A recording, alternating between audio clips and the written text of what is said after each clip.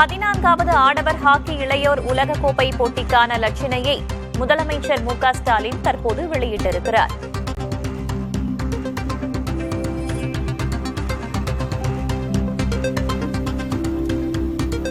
Hockey இளையோர் போட்டிக்கான கோப்பையை முதல்வர் மு.க.ஸ்டாலின் அறிமுகம் செய்து வைத்துள்ளார்.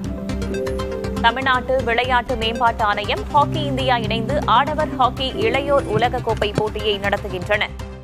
இதற்கான லட்சணையை முதல்வர் மு.க.ஸ்டாலின் தற்போது வெளியிட்டிருக்கிறார்.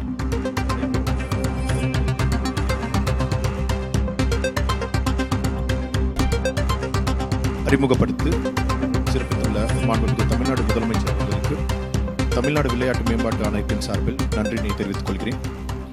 மேலும் இந்நிகழ்ச்சியில் முன்னிலையேற்று சிறப்பித்துள்ள மாண்புமிகு தமிழ்நாடு துணை முதலமைச்சர் அவர்களுக்கும், மதிப்புக்குரிய தலைமை செயலாளர் அவர்களுக்கும், அரசு கூடுதல் தலைமை செயலாளர் அவர்களுக்கும், hockey India president, general secretary மற்றும் ட்ரெஷரர் ஆகியோர்களும் நன்றியை தெரிவித்துக் கொள்கிறேன். நன்றி, வணக்கம்.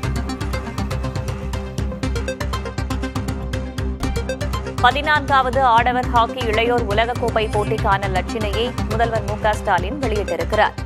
ஹாக்கி இளையோர் போட்டிக்கான கோப்பையையும் அவர் அறிமுகம் செய்து வைத்துள்ளார். முன்னதாக தமிழ்நாட்டு விளையாட்டு மேம்பாட்டு ஆணையம், ஹாக்கி இந்தியா இணைந்து ஆடவர் ஹாக்கி இளையோர் உலகக்கோப்பை போட்டியை நடத்துகின்றன.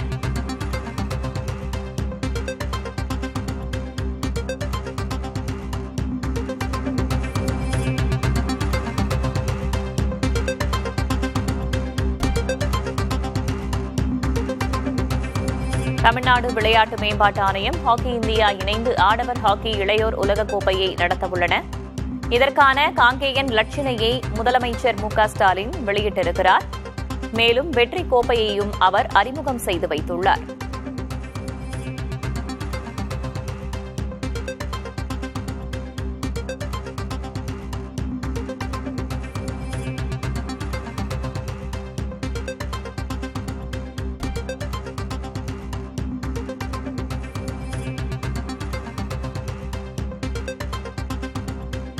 கூடுதல் தகவல்களை வழங்குவதற்காக செய்தியாளர் ரமேஷ் இணைந்திருக்கிறார்.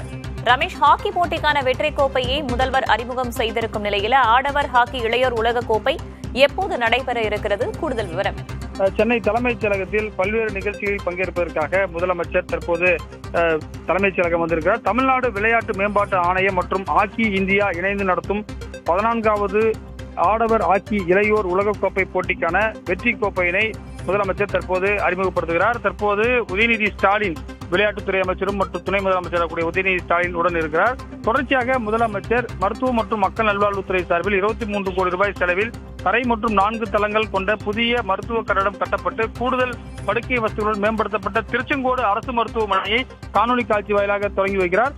அந்த நிகழ்ச்சியில் பங்கேற்பதற்காக அமைச்சர் மா. சுப்பிரமணியன் குறிப்பாக அங்க திருச்செங்கோடு சென்றிருக்கிறார்.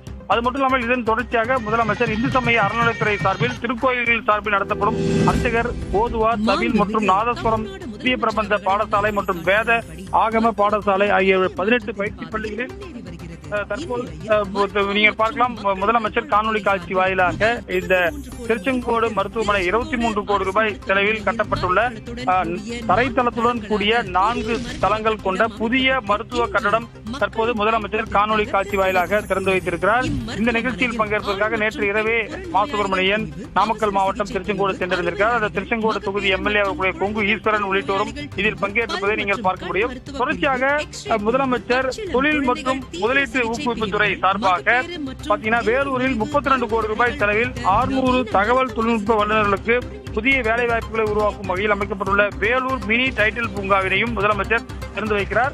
நாமக்கல் மாவட்டம் ராசிபுரத்தில் 37 கோடி ரூபாய் மதிப்பீட்டில் 600 தகவல் தொழில்நுட்ப வல்லுநர்களுக்கு புதிய வேலை வாய்ப்புகளை உருவாக்கும் வகையில் மினி டைட்டில் பூங்காவையும் முதலமைச்சர் திறந்து வைக்க இருக்கிறார். வேதவள்ளி, பல்வேறு திட்டங்களை தொடக்கி வைத்தும் கட்டடங்களை திறந்தும் வைத்தும் இருக்கிறார். குறிப்பாக நவீன வசதிகளுடன் மேம்படுத்தப்பட்ட மருத்துவமனையையும் முதலமைச்சர் மு.க.ஸ்டாலின் காணொலி வாயிலாக திறந்து வைத்திருக்கிறார். இதனைத் தொடர்ந்து முதலமைச்சரின் திட்டம் என்ன?